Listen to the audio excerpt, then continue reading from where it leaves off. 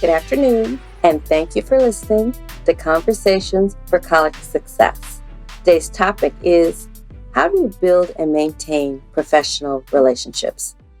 Just like it takes effort to maintain a friendship, it will take effort and possibly work to maintain a professional relationship. If you connect easily with people, that's half the battle. However, if you cannot easily connect with people, then it will take practice. Let's start with, you've just finished high school or college. Who are the teachers, professors, staff, classmates, family, and or family friends that you would like to stay in touch with? Start with them. Ask if they are willing. You would like to stay in touch with them as you start your professional journey. Why am I suggesting them? At the moment, they know you the best, and if you feel comfortable, you can share with them your feelings and concerns regarding starting your career journey. If they're also interested in staying in touch with you, that's great. You can start with coffee and have a few questions for them.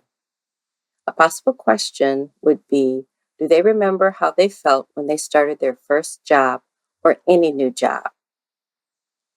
They may ask how you were feeling. You must be willing to answer or share, or do not ask any specific questions that you're not willing to answer. You could also ask, do they have any suggestions of what to do or not to do?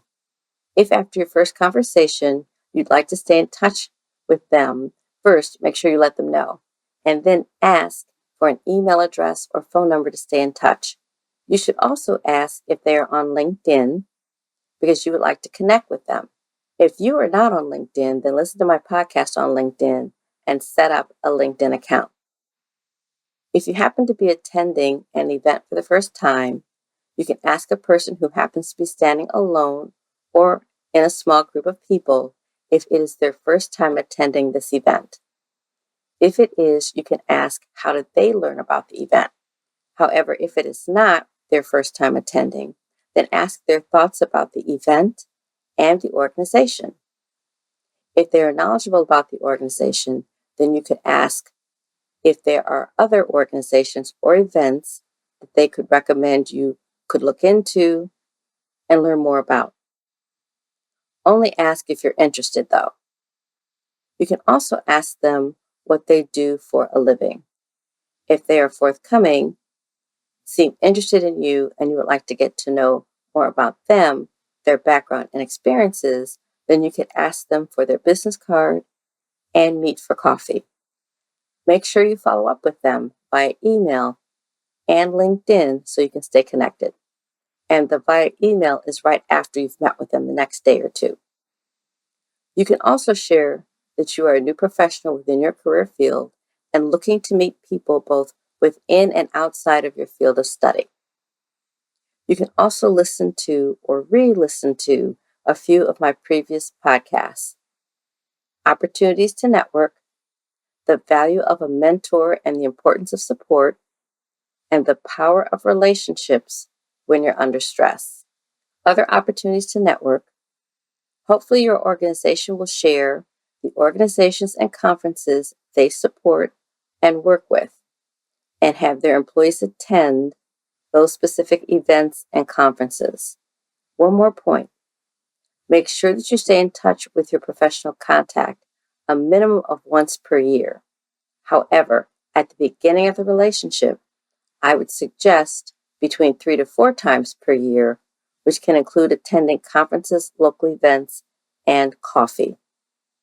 Once the relationship is established, then a minimum of once per year will work.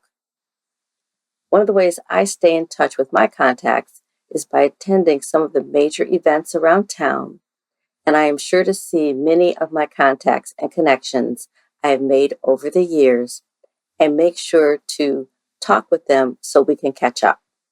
You should also consider volunteer opportunities once you have a handle on your new position, which could take several months up to 1 year. I will talk about the value of volunteering in a future podcast. Thank you to my subscribers and new listeners who I hope will become subscribers. Also, if you have any questions about this podcast or any of my previous podcasts, You can send your questions to conversationsforcollegesuccess@hotmail.com. Again, send questions to conversationsforcollegesuccess@hotmail.com. Talk with you next Wednesday. Bye-bye.